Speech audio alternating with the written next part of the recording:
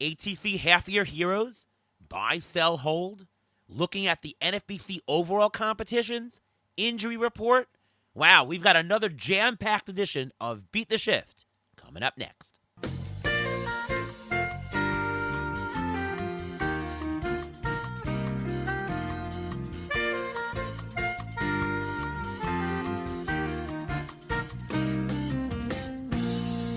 And welcome to another episode of the Beat the Shift podcast. I am your host, Ariel Cohen, and with me as always, it's Ruvain Guy. What's going on, Ruvain? Not much. How are you doing today? Oh man, I'm hoarse again. I think it's all the playing ball and just change of weather.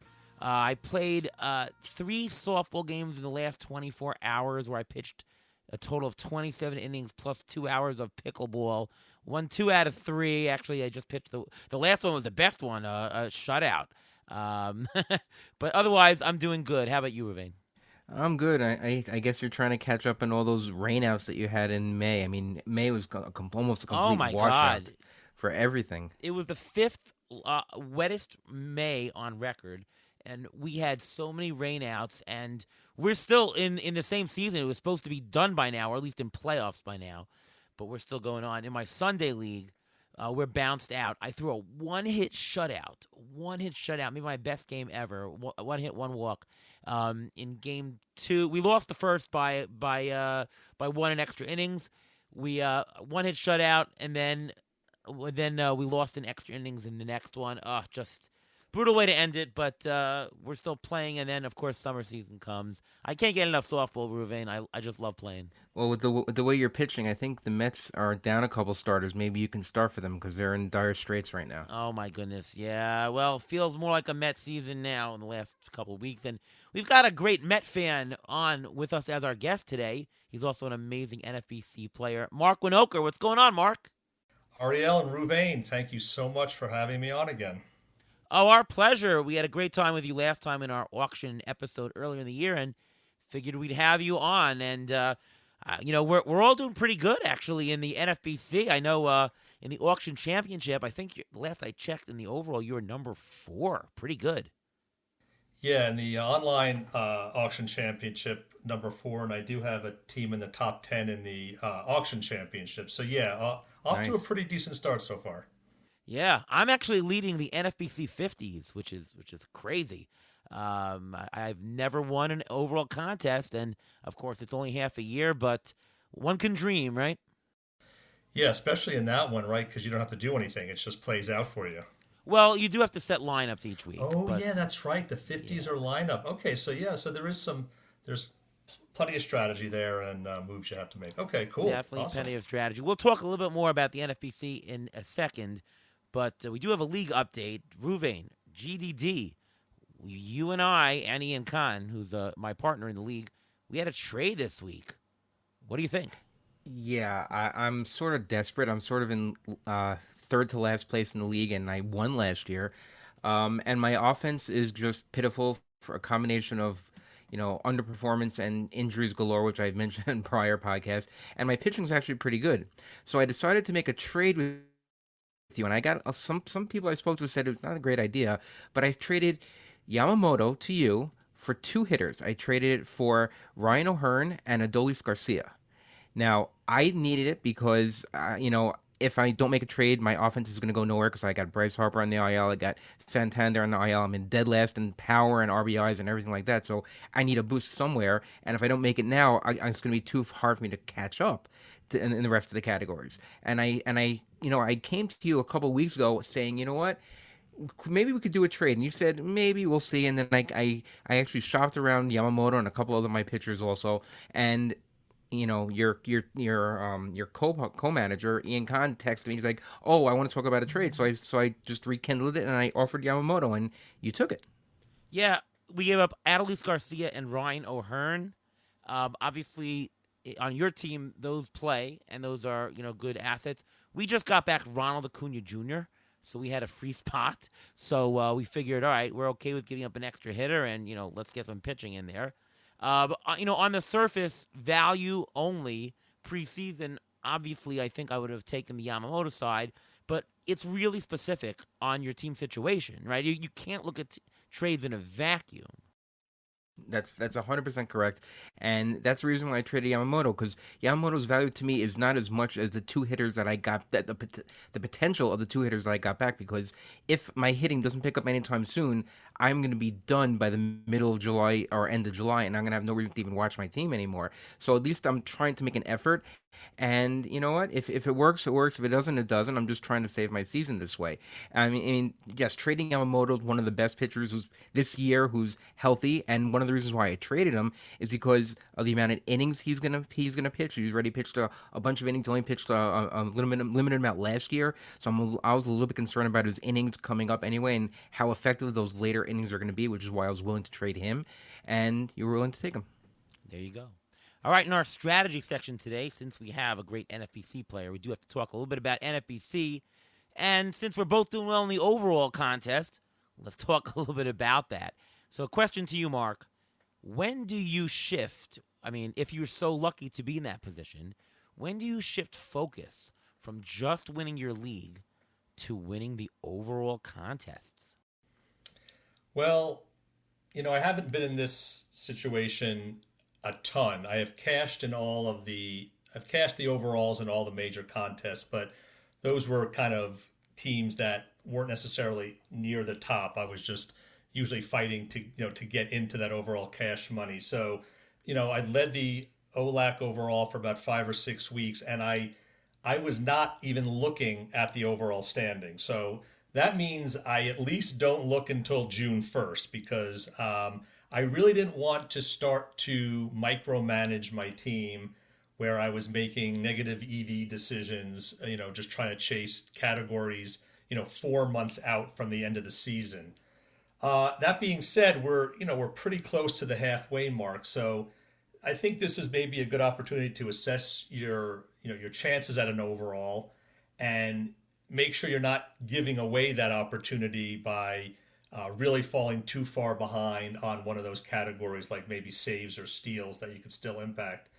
But, if you start too soon, you can definitely give away a league title before you know it. And for me, winning an NFBC league is still the thing. Like, that's why I play. That's how I assess my performance. I'm trying to rack up as many league wins as I can. I obviously would love to get an overall, but I always want to make sure I'm protecting the league first, and then kind of go from there. I guess maybe, if in August, like start of August, if you're still there, then I think I would start to make more intentional moves for the overall.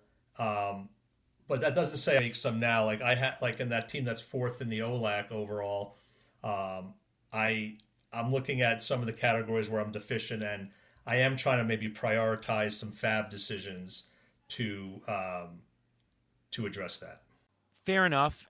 Before I ask Ruvain, does it matter like how far ahead you are in the league? I mean, obviously, if you're up by 30 points, you can look a little bit earlier on in terms of the overall. If you're fighting for first, maybe you don't.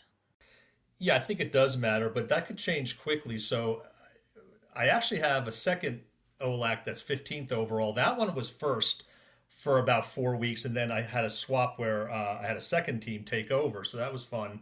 But that team was 30 points clear back in May. That team is now only 14 points in first, so it went from 30 to 14. So even a 30-point lead, I don't think is anywhere near safe when you're talking May, June.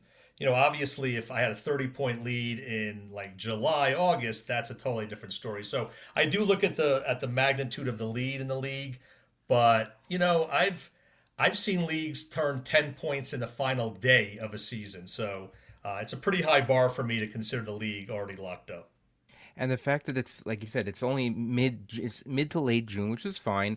But I think August is the time to look, because you still should concentrate on trying to win your league first. That's first and foremost. People, some people go in saying, okay, I'm trying to win the overall. But if you weren't going in to win overall to begin with, then you shouldn't really be thinking about it at this point, because there's so many players who can get hurt. There's so many twists and turns that can happen in the season that I think it's a little too soon. Like mid to late August, there's a little bit less variability. A lot of teams in your league or in other leagues will start giving up, and they not when I say giving up, meaning not participate in the fab as much. So you can pick up players a little bit more readily then. It's still harder to do it now. So you should still try to go for your overall. I mean, a couple of years ago when I finished in second, finished second overall in TGFBI. I really wasn't looking at it until late August, even the beginning of September, only because I didn't think that I didn't believe it that I was actually at that level. I still wanted to win my league, and I wasn't, looking at the categories for the overall. I was still looking at the categories of my league, where I'm deficient,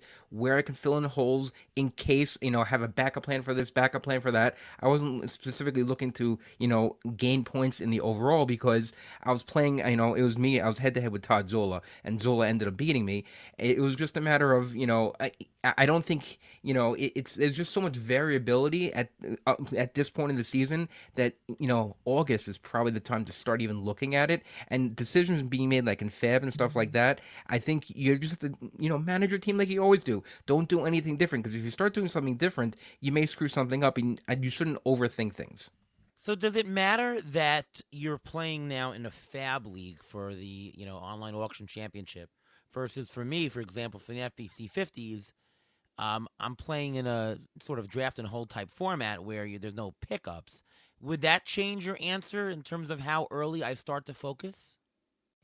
It might. I think lineup setting is a little more straightforward than fab decision. So, you'll definitely be able to see which lineup decision is more optimal. Obviously, you'll be weighing matchups and number of games and how the player's performing, but it could be maybe a little more of a tiebreaker, for seeing the overall category where you're trying to gain some ground. Fab's a little different because you have to balance trying to improve your team. Generally, where do I have a need? Do I have bad matchups this coming week? So I'd still want to be looking at other players that maybe aren't category contributors where I'm trying to improve in the overall. So I think there's just some more considerations with Fab that would go into how you would play that as opposed to just lineup decisions.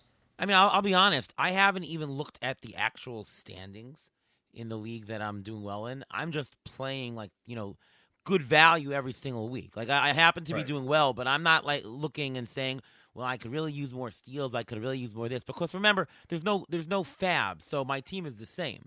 If a little bit later in the season I see, okay, I could use some more steals, I could use some more homers, I'll look at that. But being that we're still mid June, I haven't even looked at the standings. Whereas in a fab league, I'm already looking at the standings and saying, okay, I'm short on homers, I'm short on pitching wins, right?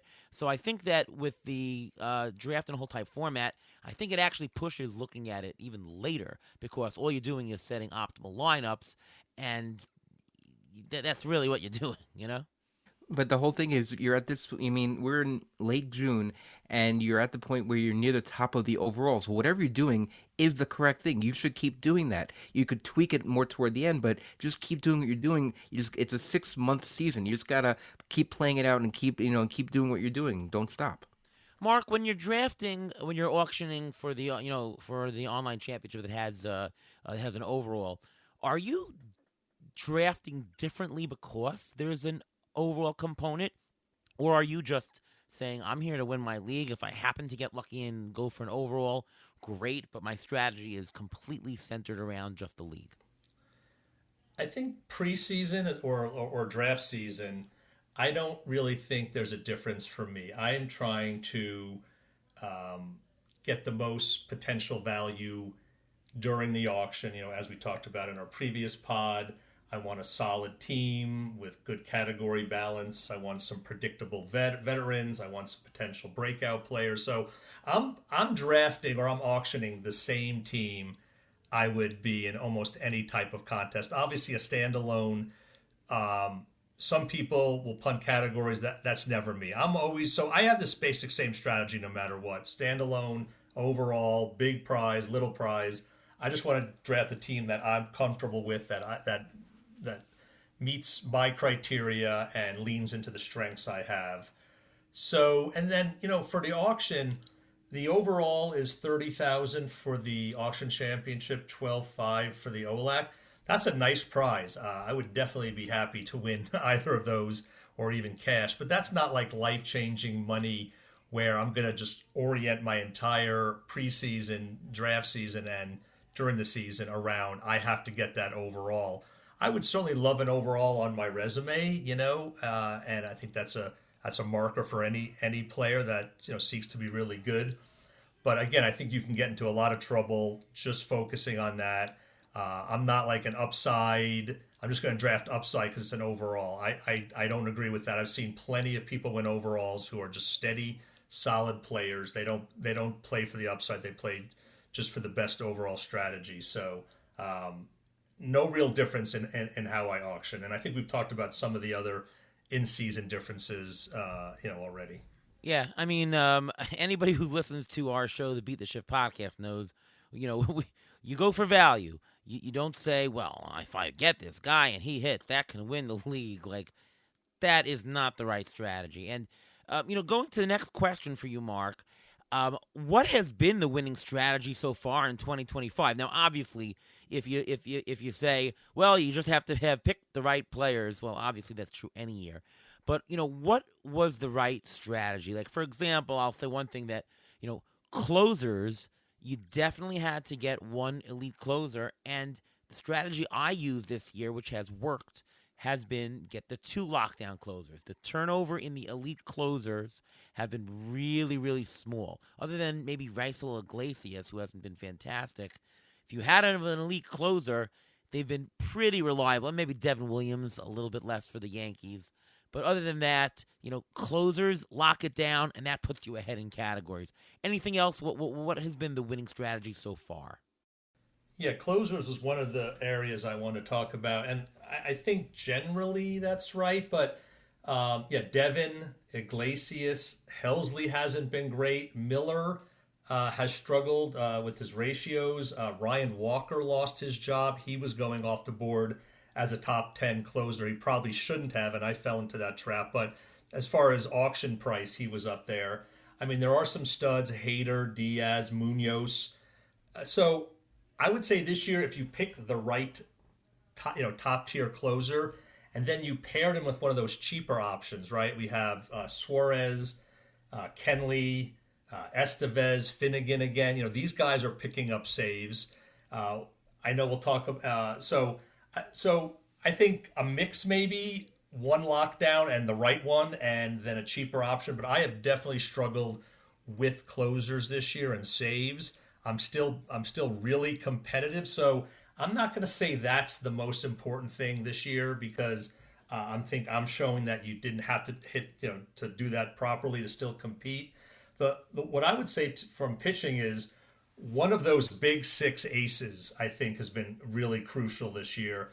Gilbert's in that group, and he's back now. He had a lot of strikeouts this last game. I don't know if he'll make it the rest of the season. But, the other big 5, Sale, Wheeler, Crochet, Scooble, and Skeens. I think paying that $28 to $35 price, this is more from an auction perspective, has really paid off. It's been huge to have that anchor. Yeah, more viable in the auction format to do that, by the way. Yes, exactly. I think their pricing, we talked about this previously, but I always want to get a first-round talent in the auction, but I want to pay the least penalty for that. And this year, to me, it was Skeens and Scooble. Right now, I have more Scooble, which is working out. So I think that's one of the bigger things to have drafted well this year is having one of the big aces. And, there's obviously certain later round guys that I did a little looking at some of the overall leaders right now. A lot of them have Pete Crow Armstrong, Max Fried, Jacob Wilson, Bubick, so Will Smith. So obviously you have to draft well. Obviously you have to fab well. There's some key guys that were a little bit cheaper or going later that seem to be in a lot of the top teams. And you don't always need a breakout player you don't always need an Ohtani or Judge, right? But if you get like a Jacob Wilson, that makes a huge difference. So I think that's part of it. And as far as Fab this year, that balance between drafting well and in season management. For the biggest buys this season, it's been mostly misses. Augustin Ramirez, Luke Jackson, Gonsolin, Weathers, Veen, Dolander, Simpson, Durbin, Festa. Those have all been pretty big busts. There's been a few hits, Kurtz, Beck, Palencia, Vest, Doval, Pagan. So, it's always a mix, right? For me, it's like 60 draft, 30 Fab, 10 lineup sitting, but I know everyone has their different preferred mix. So that's kind of how I look at it. Yeah, I want to add that also in the starting pitcher pool, there's a couple of these lower down guys who have been hitting, like a Mackenzie Gore who's striking out a bunch of people, like a David Peterson. These undervalued, these lower guys. I think a lot of these overall teams they have to have one of these guys also. It's not that cost, it doesn't cost that much, and sometimes it's a crapshoot. It's a lot of time it's luck. Who's going to break out? I mean, yes, you can do the research. You can see, okay, David Peterson was trending this way. He's pitched his way since last year. Mackenzie Gore's a top prospect, and he's coming back, and he's fully recovered from surgery, and he's good to go and everything like that. But I think for starting pitchers, you definitely have to have one of the top horses. I completely agree. One of the top horses. I think they've really paid out their value up until this point. Hopefully they all stay healthy, and when it stays that way. But you also need one of these lower tier top pitchers. I mean, lower tier pitchers in general. And as for the closers, you can get away with not having. I thought you can get away with not having a top closer this year. I think a lot of the middle closers, if you stuck just with the middle guys, you wouldn't have to, especially in an auction, you didn't have to pay for a Class A. Class A is not exactly bringing back top reliever value at this point. You didn't have to buy the Devin Williams. Yeah, Edwin Diaz is okay, but you talk about the middle guys, the Suarez of the field and people like that. They seem to be making up more value at this point because they're getting saves and their ratios are pretty well so far. Their ratios have been pretty good except for a couple of blow-ups by Suarez recently, but that's besides the point. And I think it's also you have to look at the hitting also. The hitting has to be really spread out, I think. We're talking about the pitching, but the hitting, you don't have to necessarily have like you mentioned, the Aaron Judge. You don't need that, but if you have spread out and you're spreading the risk, and then we talk about this all the time, if we spread the risk, you're spreading out the power, making sure you have those power sources. Because in GDD, I had one or two power sources, they're gone, and now I'm like scrambling, and I had to make a trade to even catch up. I think you have to have the hitting has to be spread out enough and able to take get through some of these injuries, especially if you have a Bryce Harper who's gonna be out for indefinitely. You don't know when he's coming back. You have I mentioned Anthony Santander, he's out. You don't know when he's coming back. These hitters, you have to make sure that you have spread out and spread the risk, and that'll help you both with the overall and also winning your league. So the leagues that I have that I'm doing the best in, one with you, Ruvain, we've got Wheeler, Webb, Freed. And then in the other one, I've got Crochet, Valdez, Webb. Webb has the great pick. I mean, before the season started, we were all Webb, Valdez. I mean, anybody who listens to our show, those are our guys. Get the 1A guys that are close to ones. You're getting in the 5th, 6th, 7th rounds. Well, that worked out well. And then on top of that, add that ace, that Crochet or Wheeler. That seems to be the trend, I think. Also, the closers I mentioned as well. I would say that power was the category to go to in hitting as opposed to stolen bases. I mean, we have Jose Caballero like in every single team. The guy was free in 15-team leagues in week 1. We just picked him up everywhere. And he plays everywhere, so he's great in the NFBC format. And we didn't have to focus on that because we got the power in the draft. And then on the waiver wire, just get a couple of stolen base guys. So I think that was one thing. By the way, it also helped to draft Hunter Goodman or PCA. Those were pretty good picks. I will say that drafting Ohtani or Judge were definitely good picks in drafts. Auctions, I don't know. I think auctions, I'm not going to say it was a mistake to pick Ohtani and Judge, but if you had to pay that ridiculous premium for them, I think that there was a better way to allocate resources. Because in auctions, the bargains this year were not in the $1, $2 range. There were great bargains in like the $4, $8 range. So you won't be able to afford those, or a lot of those, I should say, if you had Ohtani or Judge in an auction. So I think those were a mistake. But in a draft, of course, yeah, I mean, those were the ways to go. And finally, I'd say that believing in Mets pitching so far has worked out. Although Mets have Not lost recent. six in a row. It's been pretty bad. But we knew that was going to happen, right, Mark? Well, yeah, I knew. Yeah, we're Met fans for a long time. Me, just a little longer than you guys, and yeah, this is not surprising, and it's a tough situation moving forward. They've lost like half their rotation. Holmes might be hitting a wall already. You've lost Senga, and you've lost McGill. Blackburn's not the answer. Montas doesn't look to be in pitching shape yet, let's just say. I do have high hopes for Minaya. I've been holding on to him. Peterson's been a revelation, but I think they have some pitching issues. Their bullpen is worn down. Yessi Brazaban already starting to come back to earth here.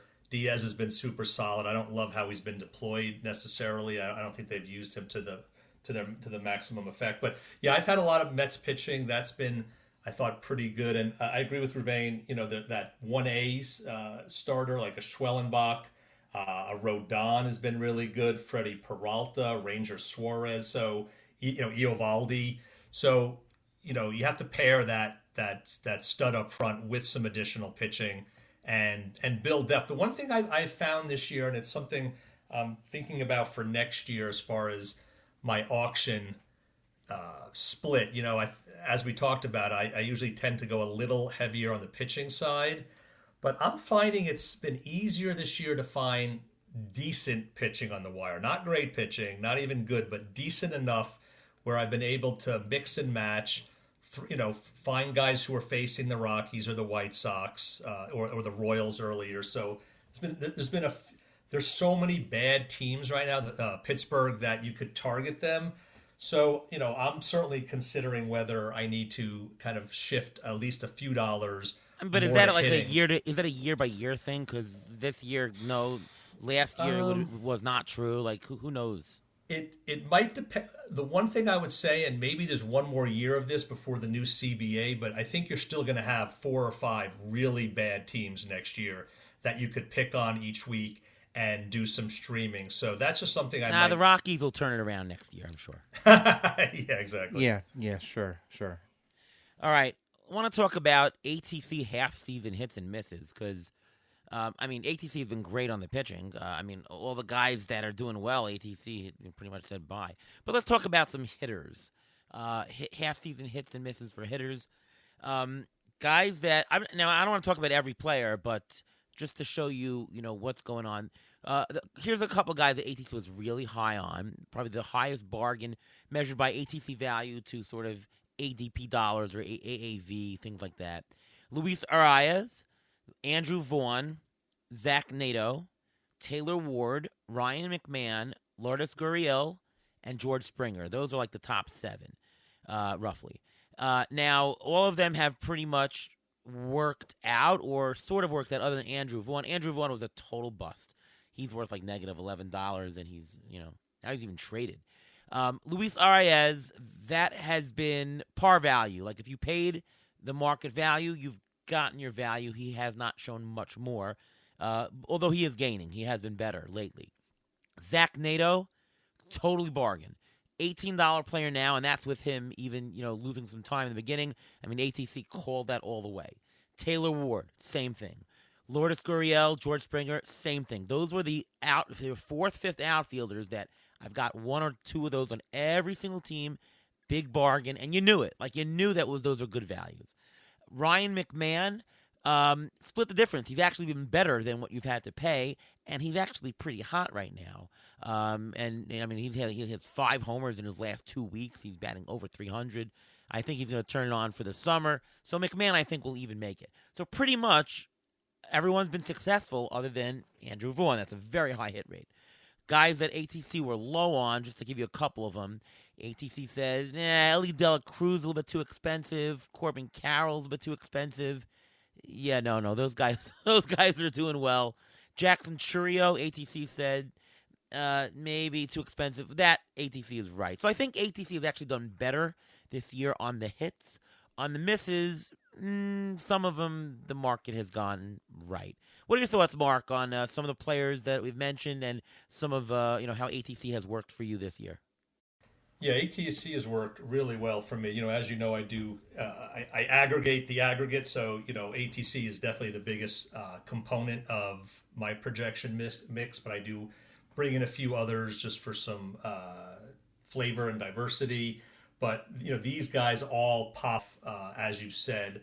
I do have Arias as my like batting average deodorant on a few teams. He's not helping enough yet. When you have a 305 projection, you're hitting 279. That's a pretty big gap. So I think par value makes sense. If he can get hot in the second half and maybe hit 320 the rest of the way, that'll make a big difference on the few teams. Yeah, Vaughn cost me dearly. I had, I think, 3 shares of him. It really hurt, like prioritizing him for $2 when I could have had like a cheap dollar Soderstrom or Sean Well, who I do have on a few teams, but I would have more of them if I hadn't grabbed Vaughn. Neto is the one I'm disappointed. I do have one big share, but he was a screaming bargain. He was showing progress and getting healthier toward the end of draft season. I should have had more than him, but that was a good one. Taylor Ward is always a bargain. He's a guy I love to go to. His average is really, really hurting right now, hitting 2.0 something. But, the power speed, or at least the power's really worked out. Gurriel's probably the biggest surprise. He's like an empty average guy that I targeted in my solo AC that's doing really well. But he's giving you power and speed as well. So big profit on him. Springer's my most owned player. He was just a ridiculous bargain in every auction. I have, I think, 6 of 9. He started out like a house on fire. Like a lot of players that he got hurt, and it's been a little bit slow coming back. I definitely could use him to pick it up in the second half. And then I'll just say Ellie, Carroll, and Churio I had as my 3 most overpriced players, like literally 1, 2, 3. One thing I might want to consider, and you'll probably chastise me for this, Ariel, but I'll say it is, obviously projections are 50th percentile. And, a lot of people draft or auction as if their players are all 90th percentile. I would never do something that reckless. But, what about considering some of these elite hitters that do it year in, year out? The De La Cruz now, Carroll, Judge, Otani. Can you consider more like their 75th percentile? That would certainly up their valuation and get them closer to AAV. The opposite to me. The opposite. You want to go like 30th percentile. Well, then you'll never ever get them, right? Well, I know, but okay. Maybe we're saying the same thing but differently. I'm just saying I'm never going to get these guys if I just use my projections. They're always going to be in an auction format, right? In a draft format, yeah. In a draft format, sure. But in an auction, again, you buy Ellie De La Cruz, he costs you $45, right? But because of that, you don't get to buy George Springer for $3 because he's going for 3, and Lourdes Gurriel is going for 4, right? You want to get, to me, I'd rather get stock up on the Taylor Ward who's $8 and the Zach Nato who's $6, right? I want to get more of those when you buy. Even though yes, Ellie De La Cruz worked out, Otani worked out, Judge worked out. Well, Judge, obviously, you could pay $45. He's worth $60. That's something else. But to me, it's about the construction of your team. You don't have to bank in that guy who's a $45 player for $45.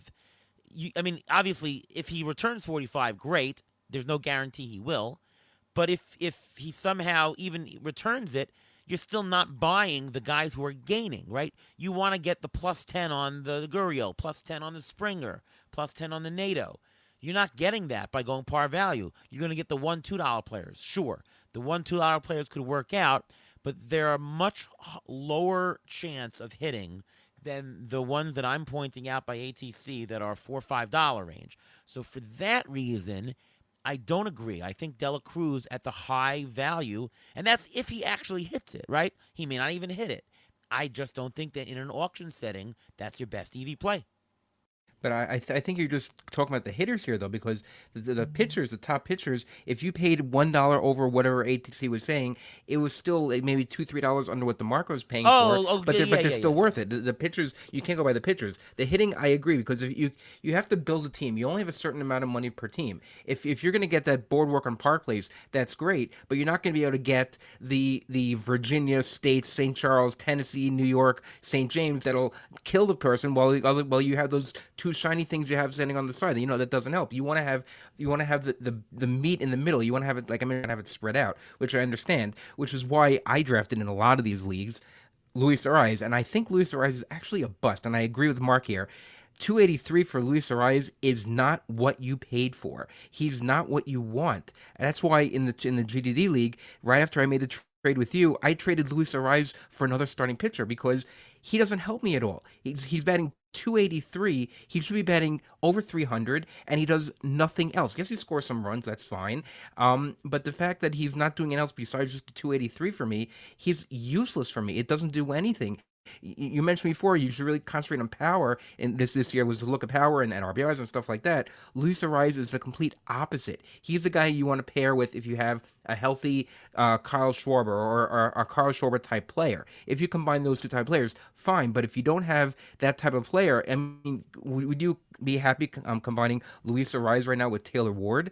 I mean, I guess if you haven't, I mean, we have. I think we have both those guys on the team somewhere because we have shares of almost all these guys. Taylor Ward is on pace to have the most home runs in his career for a year, and he's also on pace for the lowest batting average of his career. So hopefully that'll change. But the one thing you mentioned about hitting Luis Ariz, I have to disagree. I don't think he's right now he's par value for what you paid for, but his K rate is down from prior years, which is crazy to think about. He's hitting the more opposite field. They're saying maybe he's hitting into quote unquote bad luck, but I mean, if he's hitting 283 now with a lower strikeout rate, I mean, is he going to end up hitting 300 by the end of the year? Because to me, he has to hit 300 for me to want to draft him. If he's not hitting 300 and not hitting 300, I have no reason to have Luis Ariz on my team. All right, so let me respond to a couple things there about Luis Arias specifically. So the value proposition going into it is so great that you say, even though Luis Arias is a one-trick pony that's average, he gets no homers, he gets no RBIs, but because the value proposition is so great that if you happen to construct your team in a certain way, that you had the steals and you had the power, that he fits, and he's such a bargain value-wise that it's worth it. Right? Like his ADP was like $6, but his ATC value was like $16. So you say, listen, if it's a $4 over, I'm not going to take that kind of profile. But 16 and you have the right construct, sure. So that's why you grab Arias. He's right now not returning the $16. He's only returning the $6, which is par value. That's not good enough. So I agree on him being a bust. As far as the hitting versus pitching, no, I mean, there's an auction dynamic in that if your value, if everybody's paying $3 over market value, of course you pay more.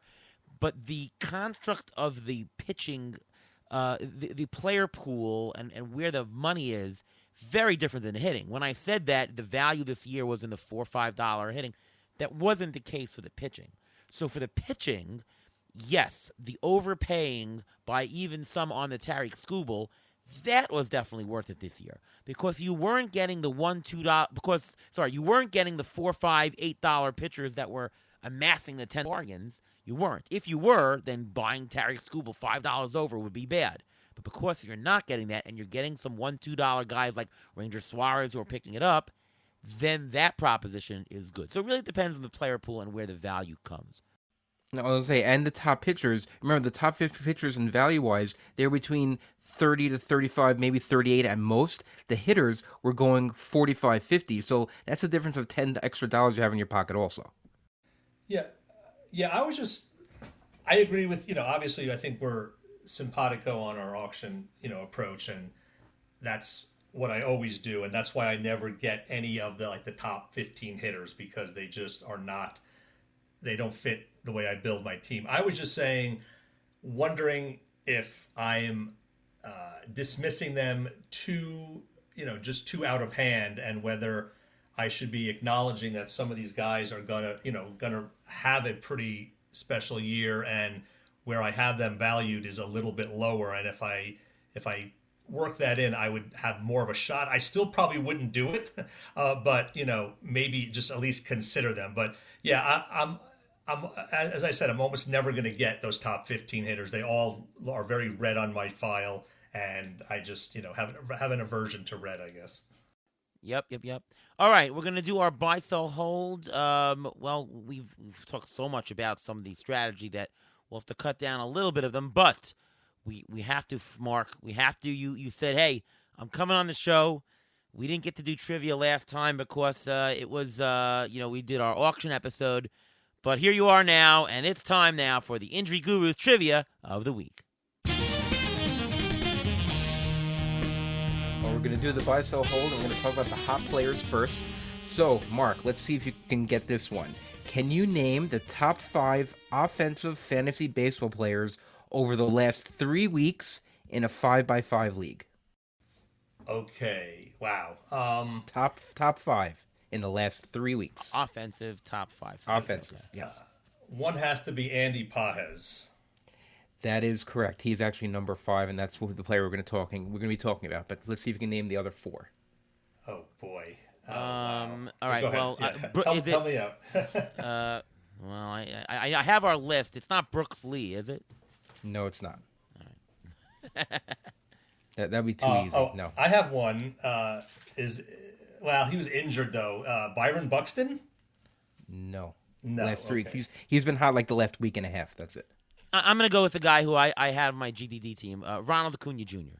Yes, Ronald Acuna is number 4. We still haven't named the top 3 top hitters in baseball in a 5x5 for the last 3 weeks. How about PCA? No. All right. How about we have this guy on our team in a local league, Ruben Caminero. Yes, Junior Caminero is the number 1 ranked offensive player over the last 3 weeks in a 5x5. His numbers are eye-popping. I love that. You got 2 more. They both play in the American League West. Well, I guess it would depend on your valuation of catchers, but Cal Raleigh is going nuts. Cal Raleigh is number 2. And all of offensive players. He's just also hitting these home runs. He's not only home runs, he's hitting grand slams. He's accumulating a lot. And the other guy we're missing is Jeremy Pena. I've got him on every team. I should have known that one. Yeah, you should have known that because we literally have him on every team. But I brought this up because of Andy Pages. He's number 5 on this list. 362, 6 homers over the last 3 weeks. He's the only one in the top 12 top 12 hitters in the last 3 weeks without a stolen base, which is kind of interesting. I just noticed that. His K rate's down this year. He's hitting less fly balls. He's having a lower fly ball rate than every year, and he's got an everyday center field job, and there's no competition, and he's in a good lineup. So, Mark, I think he's a hold. I don't think I'd sell him. I don't think I'd trade him. I think I'd hold him. I'd play him. But what do you do with Andy Pages? He's owned everywhere already, but do you sell him now at his peak? Do you hold on to him? What do you do with him? I would sell him, and I agree. He's scorching hot. I think it's a 135 WRC plus. His batting at his hitting like in the 290s. His XBA supports that. Good K rate. His StatCast metrics are a little more mixed. His exit velocity, barrel rate, hard hits, decent. ATC has him 12, 3, and 247, which I think is a little light probably. But so you mentioned this player earlier in the GDD trade.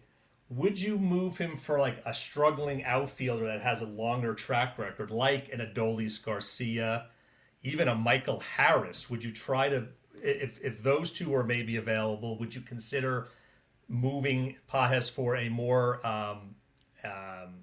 established hitter that has been struggling and might be set up for a better second half? That's a very tough question. I think I'd hold on to Pages only because, he if you look at his overall metrics, they're pretty solid for the entire year. It's not just last 3 weeks. He's been hitting the entire season. He just got even hotter the last 3 weeks. So he's been doing it the whole year. Adolis Garcia has not really been doing it. Michael Harris also has been a big disappointment. I know he liked Michael Harris, and I ended up I had a lot of shares of him. And he's just not playing the way we expect him to. And it's already June. We're 2.5, almost 3 full months into the season. What you're seeing now is the player that you're getting. Unless they figure something out during the All-Star break, what you're seeing now is what you're going to get. I'm going to stick with what's hitting right now. I don't think he's going to fall off a cliff, because the only way to get back down to those levels of an Adolis Garcia is to actually fall off a cliff at this point. I'm buying Paez. I'm actually buying him.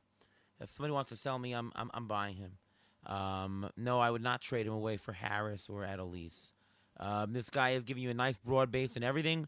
He's got an 18% strikeout rate. He's hitting at a 137 WRC plus. I don't see any chink in anything. And the Dodgers developed stuff. They used him in the World Series last year. Going into the season, I'm like, this guy is a guy you can get late in leagues. That, under the radar. The Dodgers go to him. They're going to love him. Yeah, I mean, you got to ask yourself, is his playing time going up or down? The answer is up. I'm buying. To me, it's not even just a hold. I think it's a buy. What would you be willing to trade for him? Would you be willing to trade like a second tier pitcher for him? Like, if let's say Eovaldi was healthy, is he worth an Eovaldi, or is he worth more than an Eovaldi? Pitcher hitter is really tough to do, because okay. So let's do another hitter then. Let's say an outfielder. Yeah, and another outfielder. I have one. How level. about Taylor Ward? Would you trade him for Taylor Ward? I would trade Taylor Ward for him. Yes, exactly. Yeah, I would rather have him than Interesting. Wow. Because of the batting average, exactly what you mentioned before. With Taylor Ward's batting average is more killing pass you. to value. Unless you're somehow your standings, absolutely you need power, but otherwise on a value basis, yeah, I'm going to go with Paez right now. I mean, ATC has him for 247 the rest of the way, and I didn't check Ward, but Ward's hitting in the 200s. This guy's I think hitting the ATC is 290s. low. I think in its next update it's going to come up. By the way. Okay, interesting. What about Nick Castellanos? Would you take Nick Castellanos, or would you take Paez right now? No, Paez all day. Paez. Yeah, I agree. Would you take James Wood? Oh my God, James Wood. I would take Wood over Paez. Okay, all right, that's much not higher. close. Yeah. Would you take PCA or Paez? A little bit different because of a different skill set. Oh my God! That's not. I think you guys are a little higher than I am on Paez, but I have none, so that's one of those biases, right? When you don't have. I have another one who's actually on our cold list. Ian Happ. I would buy Ian Happ. I would trade Paez for Happ right now. I would not. So let's go. Let's Joe. I know he's on our cold list, but let's jump to him right now since I mentioned him. Are we buying or selling Ian Happ? I'm actually buying him. I think that, he has 7 homers, 4 stolen bases on the year. He's batting .246. His power speed output is down, but the dude has a tiny homer to fly ball ratio at 9%. His career is 17. Strikeout rate is actually lowest of his career at 22%. I mean, just looking at the I don't have to go that deep into the hole to tell you that Ian Happ is just underperforming, and it's a buy. And because he has been pretty reliable, I would prefer him over Paez at the moment. Do you guys agree?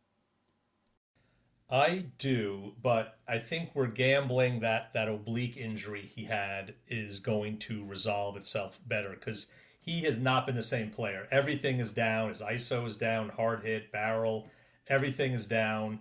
I think it's injury related. He had that oblique. Yes. And, these guys don't just come right back and start mashing. I think as the summer gets on, hopefully he gets feeling better. I think he got. That's what it is, though. You're waiting for his injury to heal. Right. We know what it's about. Yep. It's injury related, so it's a buy to me. No, not for me. I'm selling this. Uh-oh. I'm actually selling this. He has 7 homers, 4 stolen bases on the year, 246. That's great. In the month of June, he's batting .207 with 4 homers and 1 stolen base attempt. Now, that's not good. That means that it's still bothering him. Now, his expected batting average is .260, which is, it's better than .246 that he has. But I haven't seen any reason to think that he's just going to all of a sudden feel better one day and snap out of it without another trip to the IL just to rest up again. I think that he has to. if I was someone offered me, if I had Ian Happen, someone offered me and Andy Paz for it, I'd take it in a second. I'd do it Really? Wow. 100%. 100%. I'd take healthy player over the injured player or possibly injured player any day of the week. Jesus Sanchez. He's looking good. 7 homers, 7 stolen bases in just about 200 plate appearances. Batting average 255, which is sort of what you expect. A lot of ground balls, but very useful in the roto format. Um, yeah, I kind of think he looked great last year, and sort of more of the same. I'm not gonna say I'm gonna buy him, but I'm not selling. I think Jesus Sanchez is a hold. Mark, do you differ? No, he's a hold for me. I have a few shares. The only challenge with him, he sits versus lefties, and it just makes it a little tricky. I think he's a good OF6 to have on your team. Obviously, the weeks when he's facing three righties or even 2 out of 3, he's very useful. Has been really good. That lineup is not great, but where he's situated, he's productive. So definitely a hold. I just wouldn't buy because you have to sit him some half weeks, and what happens is, of course, the one game he plays against a righty, he hits a homer on your bench, so it's a little frustrating. I would actually hold on. I would actually hold to sell him because of how streaky he is.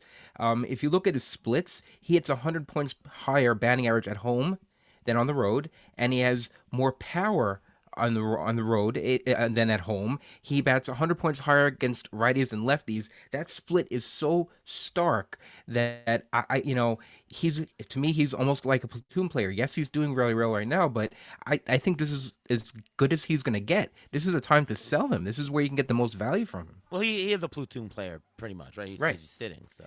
Right, but you can get more value from him because of how well he's been doing the last couple of weeks. All right, back to Brooks Lee. Got a lot of eligibility. Second, third, short. Plays on Minnesota. Phenomenal contact rate. He's batting 304. Not much power, but he's not a zero. He's a league average player. His WRC plus is actually 99. Useful because of eligibility, but is he just on a hot streak, or is this real? For me, it's just on a hot streak. I'm not gonna say that I'm gonna sell because I don't really know where I'm owning him other than deep leagues, anyways. But you have any different feeling about Brooks Lee, Mark? No, I think he's a hold. The multi-position is helpful, but it's less helpful than in the past, only because so many players have multiple eligibility now. So I wouldn't. To me, that's not a carrying skill that I'm really prioritizing. There's some musical chairs there for playing time, but it does look like he's playing every day now. But it just takes a few offers, and he's sitting again. So if someone offered me something reasonable, I would definitely consider moving him, but I wouldn't necessarily go out of my way just to dump him for anything. Any strong feeling moving? Yeah, to actually try to get him. I mean, his hard hit ball rate this year is up 50% than regular. His exit velocity on average for batted balls is up 5 miles an hour from last year. He plays everywhere except for first base and outfield. And you have to remember, he was also the 8th overall pick in the MLB draft in 2022. He's only 24, and he plays on a team that has Royce Lewis on it, so he's going to get playing time. So I don't think he's going to lose playing time. And And Byron the fact Buxton. that I meant Byron, but well, he's not. He doesn't qualify in outfield, but you move someone else in the outfield, and he plays in the infield. That's the point. So he's playing on a team that he's going to get playing time. So I think he's actually a sneaky buy because his name is not one of those quote unquote big names. You can probably buy him for not that much value right now, just because it's Brooks Lee. It's not you're not trying to get a Corbin Carroll or something like that. I don't have him on the list, but is Byron Buxton a sell right now because he's just going off and he's healthy? Or I mean, he's a ticking time bomb to get hurt, right? So Right? so I think it would depend on your team Yes. construct as far Yes, as yes, yes. if you're power needy, I would hold. If you need speed, you could leverage him for a speed asset right there. So I think it would depend where I'm at. And I think understanding. I categories. think if you're in last place, you're going to keep him because what else can you do? But if you're in first, second place, I think you need to bank some expected value. So I would get rid of him before he gets hurt. That's what I would do. Yeah, 100%. His track history speaks for itself, and you just have to be very careful with that type of player. All right, a couple of cold hitters now. Reese Hoskins, since May 21st, batting 136 with 3 homers, a near 40% strikeout rate. Yikes. Yeah, I mean, I don't need him unless I'm in like a mono league, right, Mark? Um, I'm not a. I used to really like him. I don't have any. He did homer today. His Statcast is pretty decent overall. ATC has him for another 14 homers. Yeah, he's I got the think, power. yeah, I for the mean, season, it's a 28% K rate for the season. So obviously, it's been trending away from that. But he's really streaky. Again, we talked about how power's at a premium at the corner spot. If I need power, I would maybe try to buy, and I don't think it would cost me very much as long as he doesn't go on a tear like right now. So after he hit the homer today, you probably could still sneak it in. But if I needed power, I would. I think I would buy. interesting. And Okay. I think I would hold, and I'd be a little nervous only because the Brewers did just make a trade for a first baseman. We mentioned him before, who's doing horrible. That's Andrew Vaughn. But if Reese Hoskins, if his trend continues to go down the way it's going down, and the Brewers want to stay in the race, they may bring up Andrew Vaughn and may see what they have with him. That's not a crazy possible situation because if Reese Hoskins not hitting, what have they got to lose to try to put Andrew Vaughn in there? They got him for almost nothing. Yeah, to me, I don't know what you're gonna get for him unless you're in like a deep league. To me, he's almost a drop. But yeah, I guess if you're in a deep enough league, 15 team maybe. You need power, sure. I mean, he'll give you power, but he's gonna kill your batting average so much that it's just might not even be worth it. We'll do one more cold hitter, Jaron Duran, who I thought was way overpriced this year. Now this might be injury related. I mean, he has 5 homers, 14 stolen bases, batting 258, nowhere near the 2024 pace. Since May 27th, batting a buck 85, 1 homer, 1 steal, 32% strikeout rate. Something's up in that Boston clubhouse. Is this a hidden injury, Ruvain? Is this the Boston clubhouse going nuts and Devers is like, I'm out of here? I mean, in terms of buy, sell, hold for me, he's obviously a hold because, what are you going to do? You paid so much for him, and what are you going to get on the waiver wire anyways? I mean, I'm down on him mostly for aggression coming into this year, and I would not. I don't have any shares of Duran, but I mean, he's a hold pretty much in almost any format at this point, right? Yeah, he's a hold. I don't think it has to do with injury that much. I think it just happens to be that whole club is going through the slump right now with the trade of Devers. There's is a vibe going on there. Devers was traded. Christian Campbell was sent down to the minors today. There's something going on. Duran is 4 for his last 31. I mean, he's one of your guys that you bank on for certain stats like stolen bases. So not only do you have to hold him, but you have to continue playing him because I don't think you can bench him because he could have that breakout game, and you don't want to miss that breakout game that can have him trend up again. So the fact that he's doing what he's doing, you just have to. I guess you have to keep rolling with him. I don't think there's a choice. Mark. Yeah, I think he's a hold. I think you have to recalibrate the expectations. Last year was a 20-35 player. He's trending more like a 10-25, 10-30 player. I think the lineup context without Devers isn't better, that's for sure. So I think you got to hold his. He still looks pretty elite in exit velocity, hard hit, bat speed. So I think he still has the skill set. I agree with Ariel. I mean, I thought he was overpriced. I did not get any shares, but yeah, you're pretty much in for a penny, in for a pound with him. I don't think you would get fair value if you moved him. All right, moving on to our waiver wire section. Let's help out all the listeners who we're picking up this week. Mark, why don't you go ahead and give a couple of guys who you might be picking up on your wire? Well, I got to steal a little bit from Vlad Sedler with Michael Toglia. I think, he's, again, we're talking about power. He was horrible. He went down. He's hit 3 homers this week. It's heating up in Colorado. It's going to be 100 the next 2 days. So hopefully you're not starting any of the Arizona pitchers this weekend because I've been targeting the Rockies both at Coors and away. But We'll see if this summer heat is going to change that already. He obviously K's way too much, but again, power's a premium, so I think he's someone that will be sought after this week in the NFBC. Zach Geloff. But before you go on to there, sure. What depth for Togley? I mean, are you going to put him in a 10-12 team league? No, or is it strictly 15? Strictly 15. Strictly Okay, 15. I agree. Yeah. Sorry, I think mostly just probably strictly 15. Geloff is on a rehab assignment. Should be back sometime next week. You get the power speed combo. This is last call on getting him. It's no longer a stash. You're going to actually get a player who should be playing next week. I did grab a cheap share a couple of weeks ago. I am interested. His average is obviously a pretty big deficit, but playing in Sacramento, talking about the Heat, he could have a pretty big second half, and it's hard to find, I think, that kind of power speed off the wire. I'd look at him. Oh boy, I can't believe I'm going to say this, but Giancarlo Stanton still has the fastest bat in the league. Again, power at a premium. This Yankees lineup, there's a lot of struggling players on this team. So, I don't know that it's an elite lineup that he's just, slotting back into. Obviously a massive batting average risk.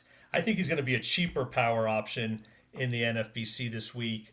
Obviously you have the UT only, so you have to not have an Ohtani or, Rooker you could have now. You can move Rooker to the outfield. So Schwarber is, so he's still limited. So I think, I wouldn't pay a lot for him.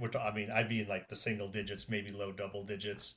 One more hitter, Luke Raley, maybe a little less obvious option. Definitely just a 15-teamer. I think he's about to get activated. A little power, a little speed from the corner.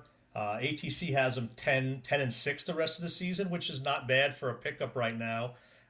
He's really injury prone though, so I would not spend a lot. And then just two pitchers. Obviously the biggest target was going to be Emmett Sheehan, but he just got sent down, which is really interesting. He was going to go for quite a bit this week. I still think he'll go for decent money. I think people will stash him. Maybe this is just a play for the next 10 days or whatever, and I think he'll be back up and maybe have a role the rest of the year. And probably the biggest target this week is Orion Kerkering, who now has 2 saves already this week. Looks like Romano is completely out of that job. Strom is going to still get some of the saves, but Kerkering, he struggled, but all of a sudden he's looked good in these 2 save ops. They probably will still maybe add someone at the deadline, so I'm not sure if you're just getting 4 to 8 saves here, but he will definitely be, I think, a heavy target this week in NFBC. Awesome stuff. Ruvain, your turn. Well, I'm going to start with another guy who's coming back, but not from injury, but from steroids. Jurickson Profar. He's available, actually. He's only owned in 40% of CBS leagues. He's coming back. He's supposed to come back July 2nd. So if you pick him up this week, you'll get him a lot less than next week because that's when people are going to go after him. This would be the week to go after him. Ernie Clement, he's eligible, second, third, short. He's a super utility guy. He's only 28% on CBS. He's batting .476 over the last week. Now, that's just an empty .476, but for the year, he's batting .298, 4 homers, 2 stolen bases. So he's a super sub. If you need a fill-in, that's a perfect guy. And I want to throw out a reliever there. Reed Detmers, 13 innings scoreless streak. He's next in line if Kenley Jansen can't hold on to the job, which Kenley Jansen right now is at a 4.56 ERA, a 1.29 WHIP, which is not ideal for a closer. And Reed Detmers also has 21 strikeouts in those last 13 innings and 2 saves. So you never know. He's being pitched in the high leverage situations. And he's only 15% on CBS. So if you want a middle reliever guy who has a possibility of closing for a team that's only 2 games out of the wild card, yes, the Angels are only 2 games out of the wild card, this is the guy to go for. Can I just jump in real quick just on Kenley? So, no, I like that call on Detmers. He all of a sudden has maybe found a role that he's excelling at. I just wanted to mention, we had him on the rundown. I just think it's interesting. I saw Kenley is 15 for 15 in save chances with a 1.2 ERA and a .93 WHIP. In his 13 non-save appearances, a 9.28 ERA and a 1.78 WHIP. So... Don't tell him the score. Right. Well, or tell him the score. I think when the chips are on the line and he knows it's a save op, he's still, I'm not saying he's vintage Jansen by any stretch. Tell him the wrong score when. Right. Exactly. Well, I mean, I don't think Ron Washington has used him great. He left him in to hang for, I think, a five runner earlier in the year. But the point is, I think I like the Detmers call because even though they're competitive right now, I still think Jansen can get moved. I still think Jansen will close for the team he goes to, but Detmers could potentially slide into that role. With Kenley Jansen, I was a little puzzled by his signing. Angels, really? But you think about it, it's a sign and trade. I mean, you get a guy like this. He has a good enough season that he's worth something to some other team. If you're in it, listen. If you're in it and you're going for the wild card or whatever, well, then you got your guy. And if not, he's the kind of guy that will trade on the trading block, and they'll get something for him. So it's like a sign and trade. For Kenley He's Jansen. also shown that he's only good in save opportunities. So if he's traded to pitch the eighth inning, you don't know how well that's going to work out. So he would have to close, I think, if he goes someplace else. Wow. Yeah, he could go. There's several competitive teams that I think he could go to that need a closer. So, um, yeah, I think you only trade for him if you want him to close. He's not an eighth inning pitcher. That's clear. All right, so you guys took a lot of my picks. Stanton was like my first one to mention. I was going to mention Profar, Kirkering, Taglia. I'm down to two more that I'll just mention. Cam Smith, his ownership is now rising. It's like 60% on CBS. Could be interesting as the summer months heat up. And Ryan McMahon, he's still under like 50% owned in CBS. Last 2 weeks, as I said, 343 batting average with 5 homers. It's heating up in Colorado. The guy bats clean up every single day. He always gets to 25 homers, and he's got like 10, 11 right now. So definitely don't sleep on Ryan McMahon. Okay, pitcher preview. I know you mentioned a few. Ruvain, any other pitchers to highlight for this coming week? Yes, I actually have three of them. I'm going to start with Eduardo Rodriguez. In his last three starts, he's 1-1 with a 2.81 ERA in 16 innings, 12 strikeouts. He's 39% on CBS. Possible two start, and that would be the White Sox and the Marlins. That's pretty darn good. So if he's available, even if he has a bad week, it's not going to be that bad because he's facing the White Sox and he's facing the Marlins. So we'll look at that. This is a Marlin pitcher here, Edward Cabrera. He's 30% owned in CBS. He's pitched 12 and 2/3 innings so far with 15 strikeouts with a 2.13 ERA. He actually pitched today with a 6 1/3 innings of 1 run ball with 5 strikeouts against the Phillies, and that's not including what I mentioned before. He's one start this week against the San Francisco Giants. He's possible to start next week, so that's someone to look at. And another guy who Ariel, I mentioned him to you in the past for our own teams, and we actually put bids in the past, and that's a player in the minor leagues. Over the last 46 innings in 9 starts since this player was optioned to AAA, he's got 54 strikeouts in 46 innings, a 1.17 ERA, a .83 WHIP, and he's 19% owned in CBS. And that man is Joe Boyle. Joe Boyle has got a fastball at 98. He's got a slider at 90, 91, and he added a splitter last year, which he's throwing a lot more this year as well. So he is the sixth starter on the Rays. The Rays are actually not doing too poorly. So, but the Rays are one injury away from having this guy who is lights out in the minors come up and start for them. Yeah, I like that one, Ruvain. He's like popped up here and there for me in NFBC leagues, and I overpaid a little bit yet last week, but I definitely wanted him. Ariel, I have a few. You want me to throw out a few pitchers? Please. So Shane Smith, he's been really good. He is coming off his worst start of the year. Home 2 starts, Arizona and San Francisco. I don't love that. San Francisco, I think, has just been awful hitting, and they haven't looked much better with Devers showing up yet. But Arizona's a really tough team. That makes me scary. But I think I would throw that. Chad Patrick has, I think, the best two-step you can have. It's home Pittsburgh, home Colorado. And I would definitely be starting that. He's probably owned in all 15 teamers. That might be more of a 12-team play. God, this one's tough, but Patrick Corbin been surprisingly decent. The wheels could fall off. ATC has him at a 5 ERA the rest of the season, so it's probably on the way. He does have a Sounds two-step. low, by the way, for Corbin. He's at Thank you. ball. I picked him up in GDD this week, and I played him this week. Very nice. Yeah, Yeah, yeah. he was good this week. He was He's good getting this some week. Ks. Yeah. So he's at Baltimore, home Seattle. I mean, he I always think- gets Ks. Yeah, you I know. think that's decent. Maybe a win with the Seattle one. A couple more. Ryan Nelson just had a pretty good start this week, maybe two in a row now, and he's at Chicago. I'm always targeting. And then you he's know, to start the following week against Okay. San Francisco and Kansas City at home. Ooh, So. okay, that's even better then. And then just the last two, always just targeting Rockies on the road. Jose Quintana and Quinn Priester both have them on the at home next week, so I would be looking at one of those or both. Let me throw in Brian Bayo, which is this is more for shallower leagues like 10, 12, mixed. 45% on CBS. He's looking great now, by the way, and he's against Toronto, and then next week at home against Cincinnati. I like that as a long-term play, actually. And Justin Verlander, if you at all want Justin Verlander, these are the 2 weeks to get him. He's to start versus Miami and at the White Sox this week, and then next week at the Athletics. Boy, if you can't pick him up now, you can take him and Kate Upton and then never pick him up ever again. Pretty much, right? Well, speaking of 40-year-old pitchers, Max Scherzer should come off the IL at the end of next week. Also, it's possible he's on a rehab assignment. So if you have a stomach and want to have a 40-plus pitching roster, you can take both of them. All right, Ruvain, up to your injury report. Go for it. All right. Well, we'll start with Tyler O'Neill.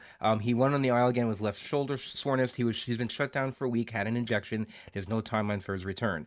I mentioned Royce Lewis before. He's on the aisle with a left hamstring strain. He already missed 5.5 weeks with the same issue earlier this year. They consider it to be mild, but everything seems to be mild with Royce Lewis. That's why we talked about Brooks Lee earlier. Jackson Merrill's on the aisle with a concussion after he got hit in the head stealing a base. He could be back in a couple days. He can be back in a week or two. It depends on how quickly his symptoms resolve. Hopefully they resolve sooner than later. You got Brendan Lockridge and Tyler Wade, who may see more playing time. Mentioned him also about the Mets. Kodai Senga, he injured his hamstring covering first base. It's only a grade 1 sprain. He's going to be shut down for 2 weeks and then be reevaluated. We mentioned Paul Blackman is one of the guys who's filling in, but Frankie Montas may actually be starting for the Mets. Dear God, he's maybe starting for the Mets next week. Tyler Mahle is also on the aisle with a shoulder soreness. We don't know how bad it is, but this is the same type of injury that kept him out for a big chunk of last year as well. Michael King is on the aisle also with right shoulder inflammation. His rehab was actually put on hold, and manager Mike Schultz said he is in, quote, a holding pattern until King can pick up a baseball and throw it consistently. There's really no planning. He is out at least through the All-Star game. That's what I'm hearing. Aaron Nola, also, he should be out for the All-Star game, still dealing with the right ankle injury, and then had other issues as well as side pain. Justin Martinez, out for the year, UCL, and AJ Puck went to see a specialist for his elbow. That doesn't sound good, so Shelby Miller all the way. Ruvain, quick question on McClanahan and Sasaki. So how should a fantasy player be consuming the information we get in these players? Because last week was a roller coaster for both those players. We heard they were both shut down. Then all of a sudden they were throwing. Then all of a sudden they were feeling great. So, sometimes it was manager speak. That was not true. Beat reporters. I mean, what are you looking at to really try to make sure? Because like I ended up dropping McClanahan and Sasaki everywhere last week. And now I'm not. I mean, I think it's still the right move because they're probably still a month plus away. But is there any kind of way to divine this kind of contradictory information we get a lot on these injuries? Yeah, you have to look at the whole team context for the team they're playing for. Sasaki, the Dodgers do not need him. They are going to take their sweet time. Even if he's ready, they're not going to push him. He's a rookie. They want to make sure that he's available, and they're going to want him to come back and get his feet a little bit more wet and get used to the ball maybe a little bit more. That may be one of the issues, because I know a lot of when people come from Japan and Taiwan, when they come over, in Korea, they actually have problems with the grip of the ball, and that can cause issues. So it's a team matters. And when you're talking about the Rays, they're not going to push him either. I mean, they have no reason to push him. They're on water level pretty well without him. He'll be a great boost when he comes back. He's seeing when you hear the players seeing specialists, there's nothing to be concerned about unless you hear surgery. Players should see specialists. They should see second opinions no matter what. Remember, what they're doing, this is their livelihood. This is how they make their money. If they don't see a second and get a third opinion, they're doing a misjustice for themselves and for the team. So just because you hear these things, don't go by it. Don't listen to anything that Aaron Boone says. There's some managers you just don't listen to because whatever they say is just a lot of hot air. Some teams are better at it, and the more you listen to it, and the more you listen to the managers, you have a better idea of who's honest and who's not. And it just takes a long time of figuring out which managers are actually truthful. All right. Anything else, boys? This is a great jam-packed show. We talked about NFBC, talked about Overall, talked about ATC Bus, a lot of hot and colds. Really great stuff. Anything else to add before we sign off?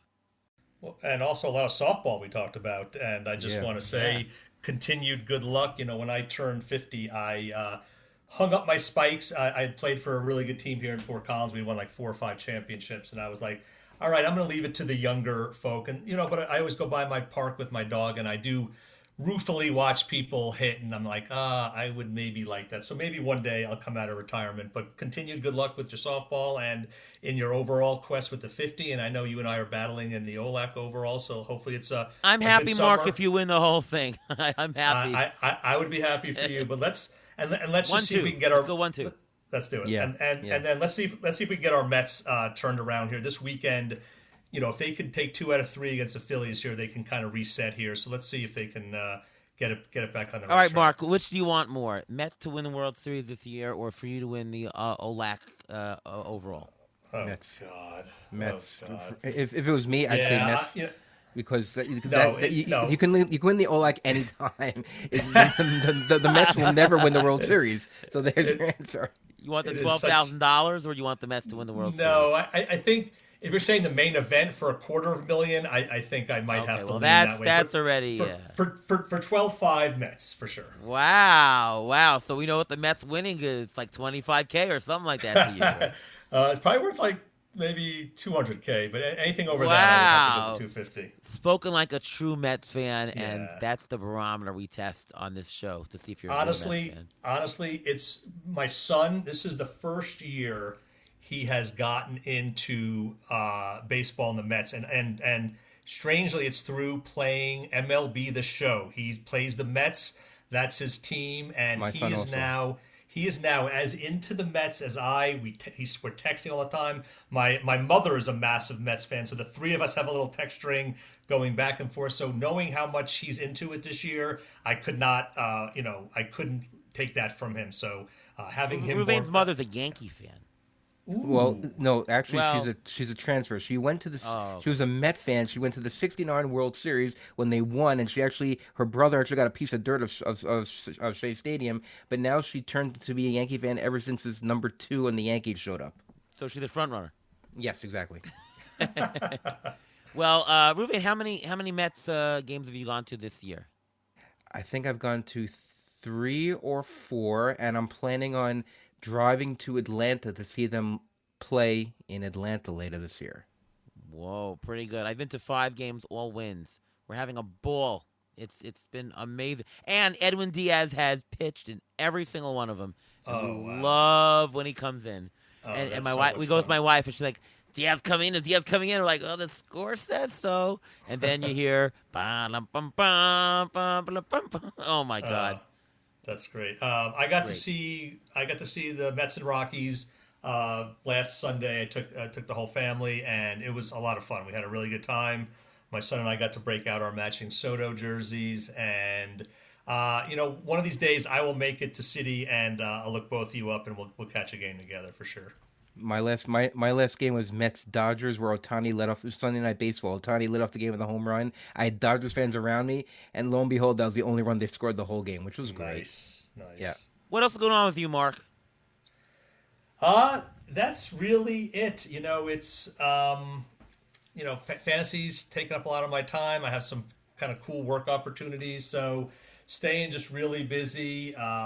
Looking forward to going to see my favorite musical band, Wilco, in August. A couple shows here in Colorado. But honestly, just kind of laying low, and especially this weekend when it's in the 100, I will be inside a lot. There you go. Ruvain, what about you? You can follow me on Twitter, X, at MLB Injury Guru, where I tweet out injury updates as they come. I also have a weekly article about talking about all the injuries at Rotoballer. It's already out for this week. It comes out now every Thursday morning, so get it, and that hopefully will help you with your fab pickups for the week. And I'm Ariel Cohen, ATCNY on Twitter/X. You can find my work over at Fangraphs, over at Rotoballer. ATC projections should be an update next week, actually. Should be one, and then a couple weeks for the All-Star break. So check them out. And, of course, Beat the Shift podcast. You can listen right here. All right. Once again, thank you so much to Marc Winokur for coming on the show. Great episode, as always. And from all of us here at Beat the Shift, we'll see you next time.